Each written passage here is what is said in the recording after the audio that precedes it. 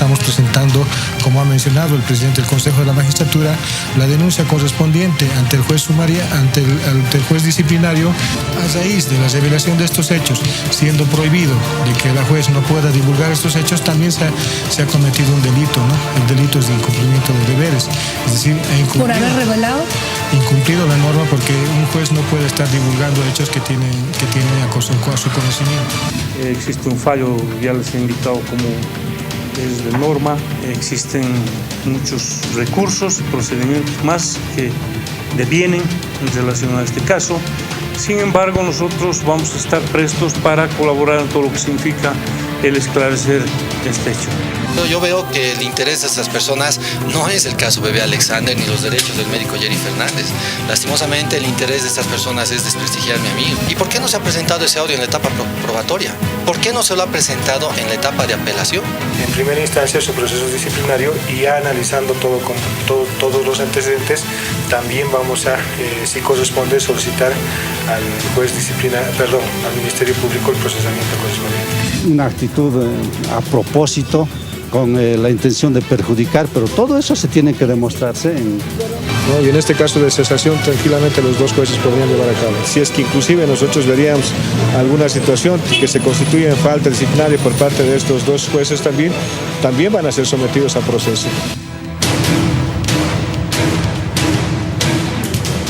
Bueno, este caso definitivamente ha generado mucha repercusión, reacciones de diferentes autoridades nacionales, también en los medios de comunicación, pero yo quiero ahora dar la bienvenida a alguien que ha hecho el seguimiento a este caso desde el primer día. Es más, ha sido aprehendido, ha estado en la cárcel por hacer la investigación del caso del bebé Alexander. Está con nosotros Carlos Quisbert, él es periodista de Página 7. Carlos, bienvenido a Todo a Pulmón. Gracias por aceptar la entrevista. Buenas noches, Priscila. Muchas gracias por la invitación y bueno, dispuesto a poder colaborar y conversar un poquito de este caso que tanta polémica está causando. Un caso que ha marcado definitivamente el 2014 y que ahora, con el audio que tú develaste además en Página 7, es que se desata toda esta información que ha generado tanto escándalo. Cuéntanos un poco, por favor, ¿cuál ha sido el seguimiento que le has hecho a este caso y sobre todo a este audio? Bueno, apoyándome un poco en las preguntas que he estado recibiendo en la jornada, el seguimiento del caso se hace casi desde el día siguiente que es detenido el médico Jerry Fernández. Anteriormente se tenía esa información, digamos, pausada de lo que había pasado con el bebé, apoyándonos en la información oficial que emitía la Fiscalía y la Policía, fuentes oficiales. Hasta ese momento,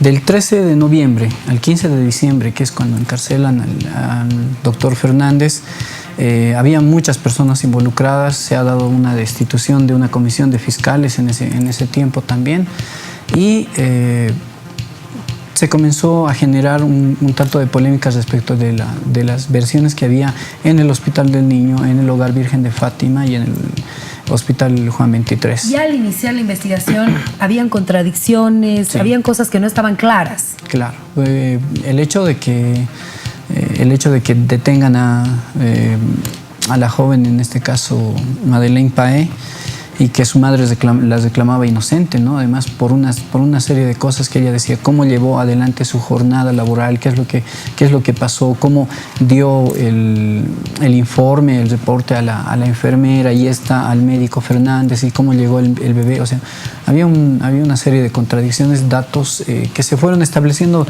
de a poco, ¿no? Pero luego de la detención del doctor Fernández, un punto de quiebre, se puede decir, fue el apoyo que recibió por un tiempo por parte de sus colegas de trabajo y más que todo su familia. Entonces, ahí acercándonos a la información es que comenzamos a recolectar varios testimonios. Hemos conocido la versión de los compañeros de trabajo del doctor Fernández que estaban cumpliendo turno en esa jornada, previa a la jornada también. Por ejemplo, ahí una de las cosas sorprendentes era el que él no fue el único varón esa noche descansando.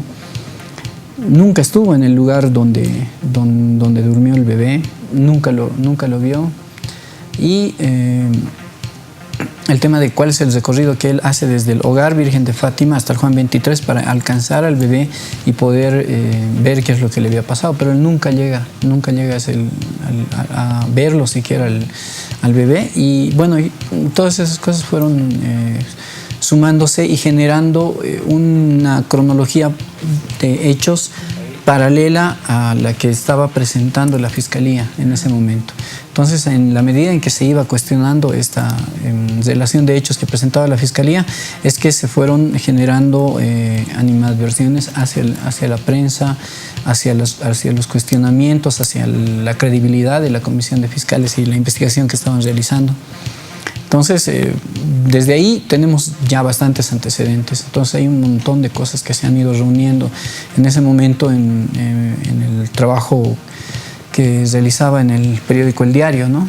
Y fue pasando un tiempo hasta el 8 de marzo, que es cuando, bueno, tengo el incidente. Y ahí yo lo que lamento es que sea a raíz de la detención, de mi detención, la detención de un periodista, que se observen las irregularidades y arbitrariedades que se estaban cometiendo, cuando eso es, creo que, una función, empezando desde la Defensoría del Pueblo, derechos humanos, en cuanto a la vulneración del debido proceso en el proceso judicial. ¿Estamos hablando de qué año?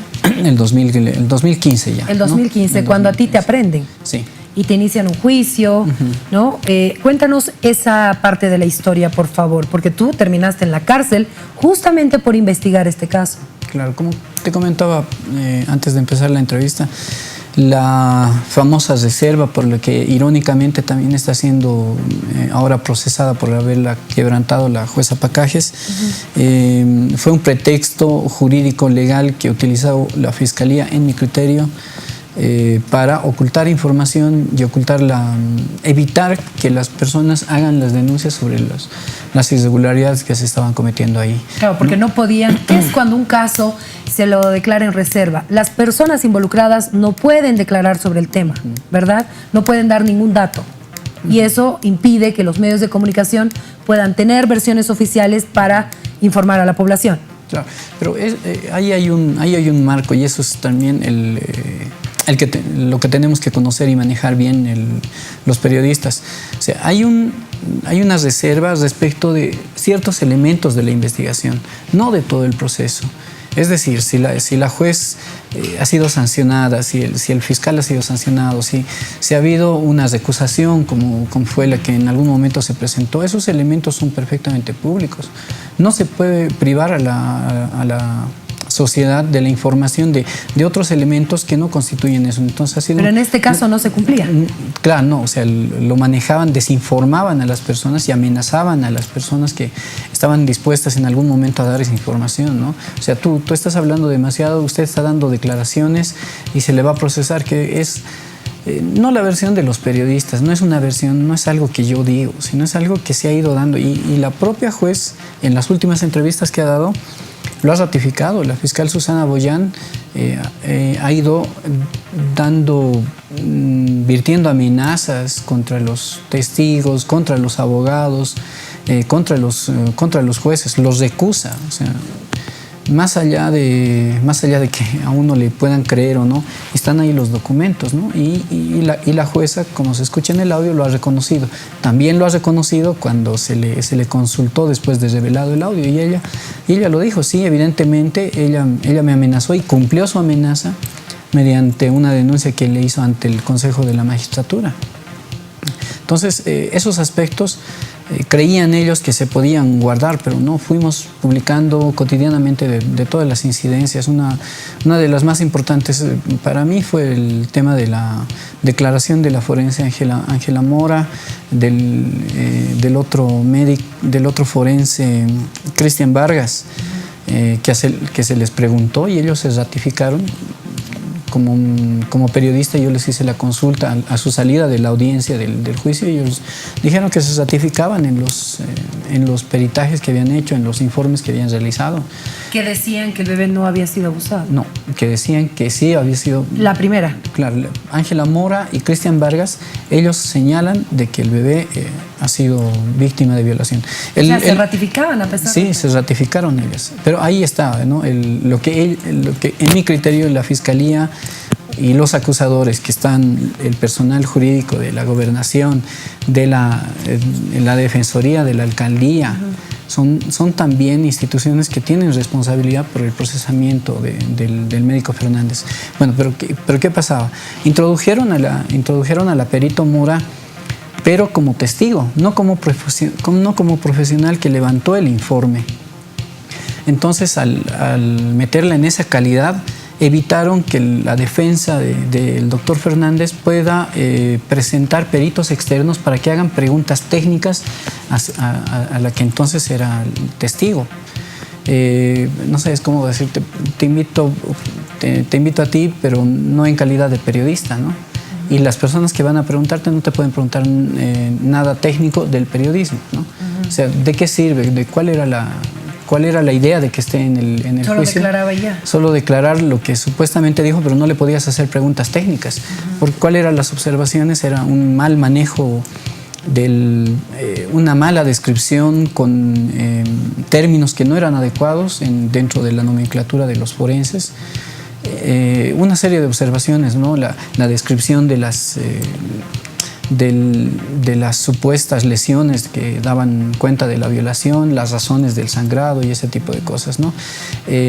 Pero es eso, ¿no? No le permitieron al médico Fernández meter peritos independientes, y eso es una cosa que, por ejemplo, en estos días ha estado mencionando el fiscal Blanco, señalando de que él tenía la libertad de presentar peritos externos y no lo permitieron. No lo permitieron, y eso está registrado. O sea, no sé hasta dónde ellos pueden esconder esto o pretender que la gente no se informe.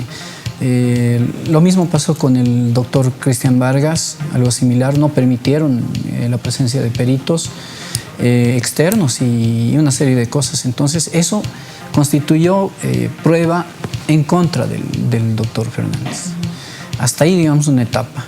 Pero la siguiente etapa se da, y hoy día lo declaró uno de los policías que estuvo a cargo de la investigación, que es el capitán René Tambo, por ejemplo, al que también yo en varias oportunidades me acerqué para preguntarle el tipo de irregularidades que se estaban cometiendo en ese caso, y la forense María Ángela Terán, que es la que realiza la necropsia al cuerpo del bebé y comienza a hacer las observaciones que ya en este momento son públicas de los errores que habían cometido Mora y Vargas al momento de hacer las descripciones. La una, el momento de hacer el diagnóstico cuando el bebé todavía estaba en vida en el Juan 23, y el otro cuando hizo la autopsia el 14 de noviembre, ¿no? Ahora, esta situación y esta investigación que has llevado adelante, y se nota toda la cronología de todo lo que ha pasado a pesar de la reserva, ha sido criticado en los últimos días también, asegurando de que los medios de comunicación no investigaron y ese tipo de cosas.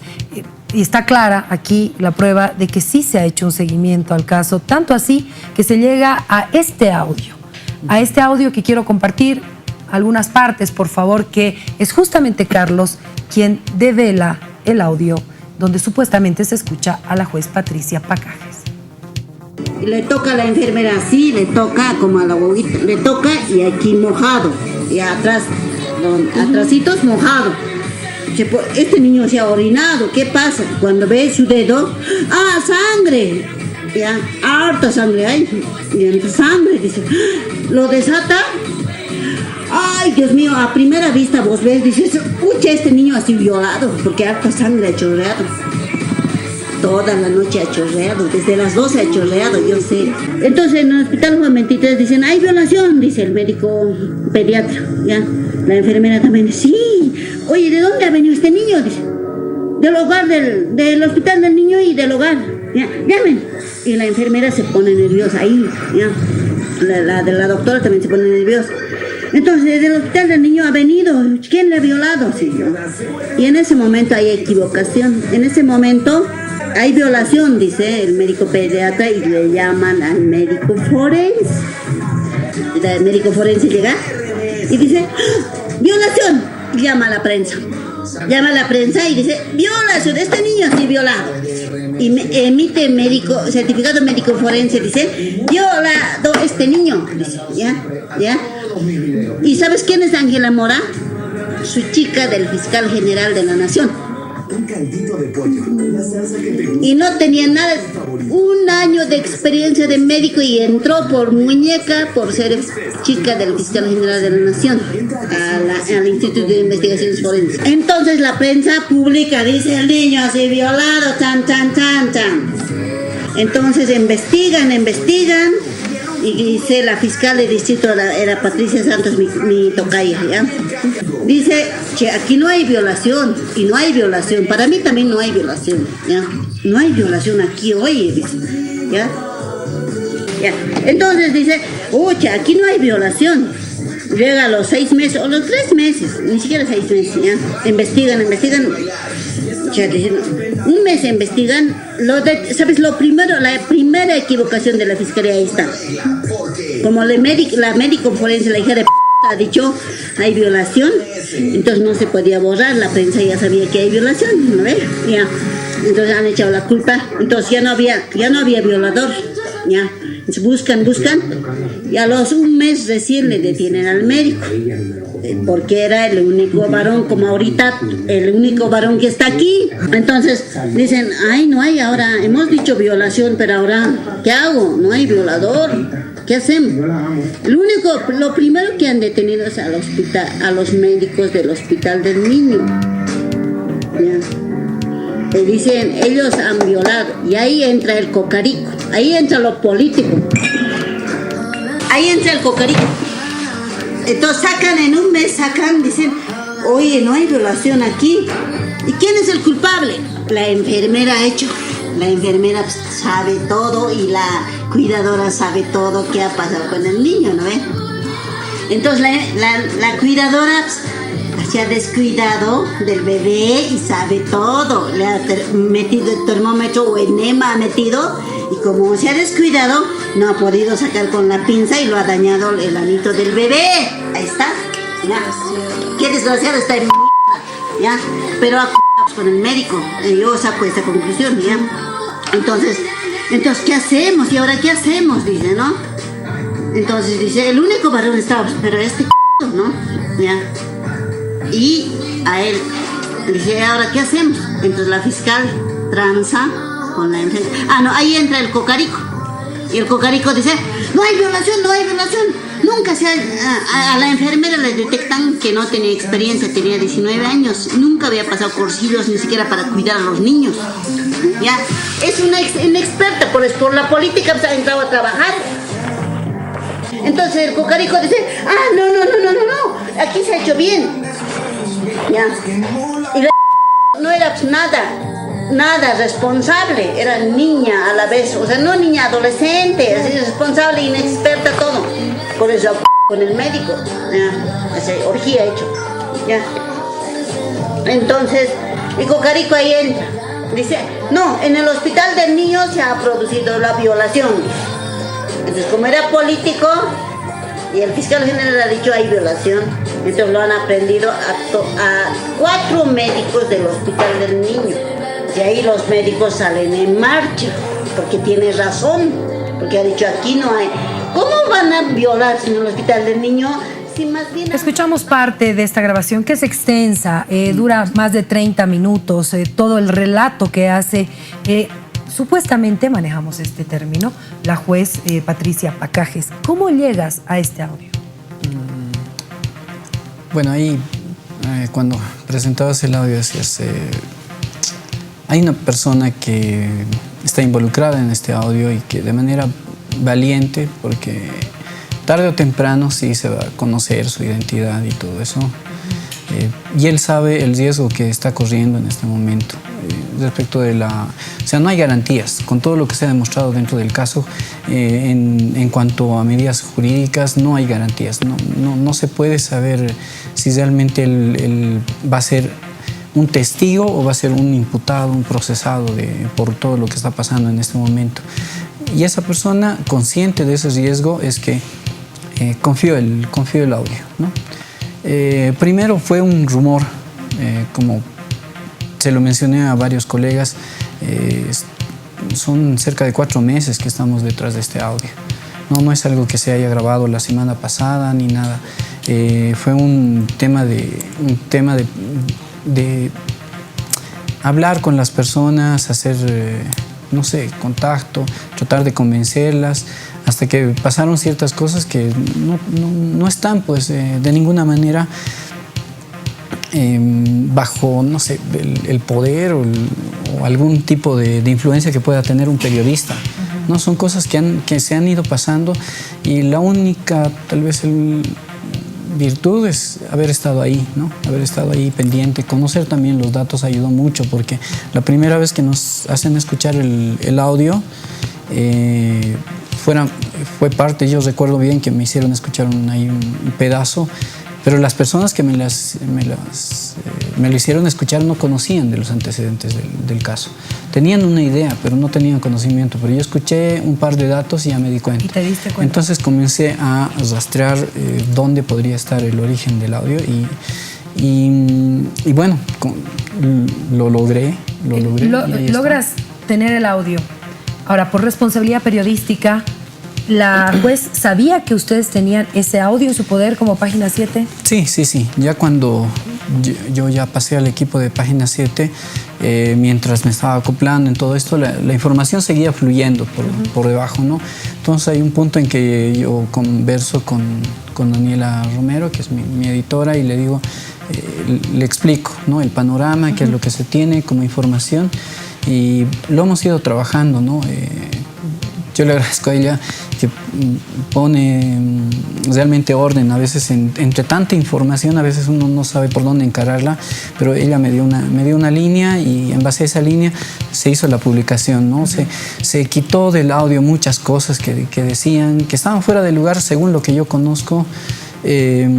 También ella, algunas alusiones personales a algunas autoridades se las quitó, porque no venían al caso, porque el tema de fondo era que no había violación y que el médico era inocente. La jueza sabía de este audio y que lo iban a publicar para pedirle la contraparte. Sí, perdón.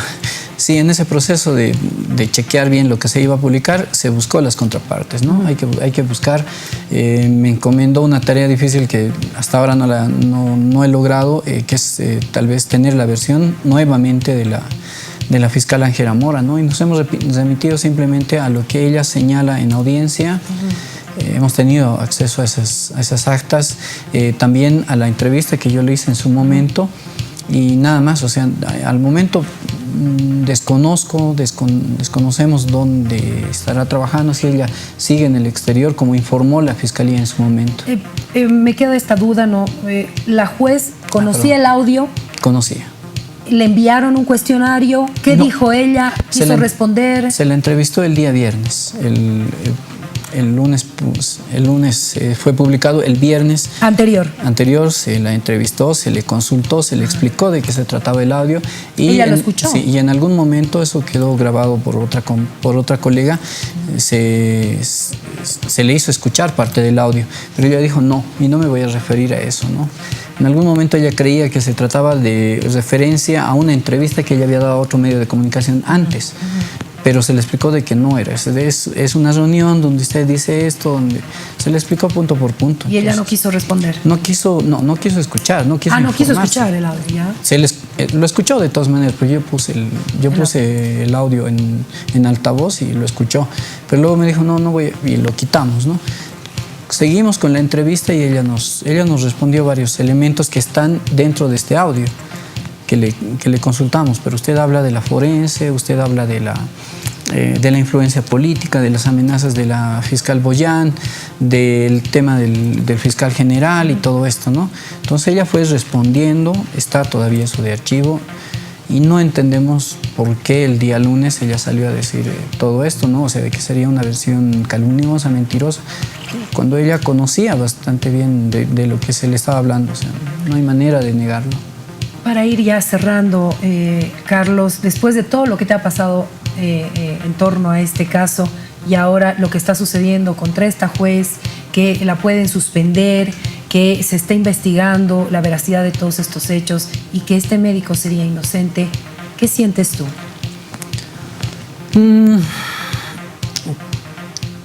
son ideas encontradas porque por un lado es como que uno, te lo decía, en el diario se publicaron un montón de cosas con documentos, con respaldos, con testimonios, con declaraciones. Y, o sea, es un diario de todas las irregularidades que se han cometido, ¿no? Y llegar a este punto donde o sea, creo que el hecho de que solo un medio de comunicación, solo el abogado, solo la mamá del médico repetían que era inocente, parece que no repercutió. Pero el hecho de que lo diga la juez, sí. O sea, y ahí es como que te quedas ahí con la duda de que qué es lo que pasó entonces con todos los documentos que nosotros presentamos. Por un lado. Por el otro, obvio, se siente satisfactorio el saber que se puede dar luz en un proceso donde a todo todas luces, exacto, todo estaba oscuro y se siente satisfacción, ¿no? Pero no es el mérito de una sola persona, hay toda una historia detrás de todas estas cosas que han estado pasando. Carlos, te agradezco mucho por haber estado con nosotros, por habernos expresado todo lo que ha sucedido, el seguimiento que has hecho. Ahí está, esa es la investigación periodística y responsable que se hizo en torno a este caso, que ahora tiene este capítulo de un audio escandaloso que está en manos ya del Ministerio Público y del juez disciplinario. Carlos, muchas gracias por haber estado con nosotros. Priscila, muchas gracias también a ti. Ricardo, recomendaciones.